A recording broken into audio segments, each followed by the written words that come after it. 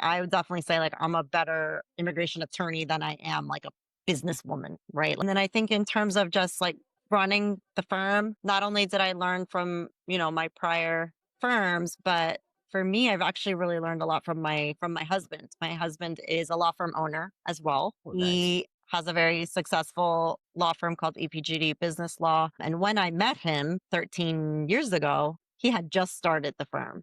So we were kind of like in that trenches together, kind of helping each other. Yep. And I've watched him over the course of these years build a really successful firm. And he's kind of like the opposite of me. Like I would definitely say like I'm a better immigration attorney than I am like a businesswoman, right? Like that's the skill where I'm always feeling like, like this is so hard. Like I don't know what I'm doing. Whereas with immigration, I feel confident and, I'm confident in my experience and my knowledge. And he's kind of like the opposite where he's like, he's a good lawyer and all of that. Like not to say that he isn't, but he's a very good businessman.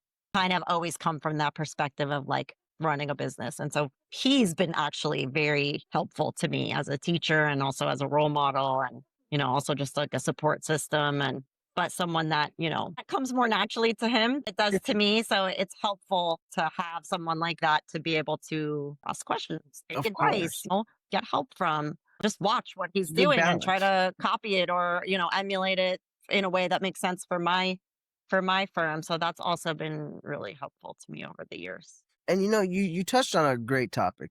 They don't teach you how to run a business in law No, school. although I They did hear don't that at all. recently some law schools started doing a little bit more of that type of education, Mm. but I think that's a newer trend. When I was in law It's a school newer trend. in the early 2000s, I was in law school from like 2000 to 2003, so it's been a while already. And that was they didn't even breathe a word about anything like learning how to run a law firm management, any of those skills. That was not, anything that they talked about or even touched on. So yeah, that was No, definitely not at something that all. I had to figure out as I went. And like I said, I'm still figuring it out as I go. And as the firm Well, it's changes, it's one of those things you that need to evolve. learn new things and you need to change in your knowledge of, what works when you have two people and what works when you had four people doesn't necessarily work when you have 11 people, right? So like, or also as How to technology changes. delegate, how to lay. What'd you say? Yeah, of course. Yeah. I mean, the main concept to that is also, and that's why you are a featured candidate today on our podcast. Not only a featured candidate, you're one of the top guests because being a top performer in the field right now as a firm owner takes so much more than just being a great attorney.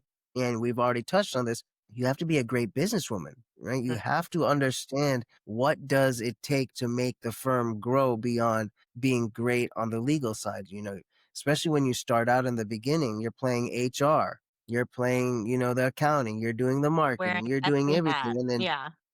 every hat, and you're balancing it while at the same time being a very high performing Now I attorney think because back and I'm like, how did I do all of that with no help in the first couple of exactly, years, right? Like before I started hiring and really, bringing in people to more take some of staff. those hats off of my head and wear them themselves. Like I was wearing all the hats. And now when I think back to those times, I'm like, oh no, I don't know how I did that.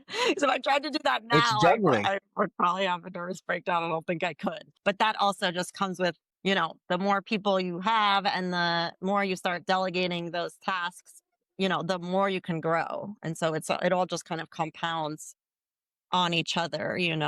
So it's So tell us the size of the firm now. So you started back in 2009. 16 years later, how many people are in your firm? So right now we are 11 people, myself, Wow. two associate attorneys, three paralegals, three what we call law clerks who are basically like law students that work for us. And they're like lawyers in training type of thing.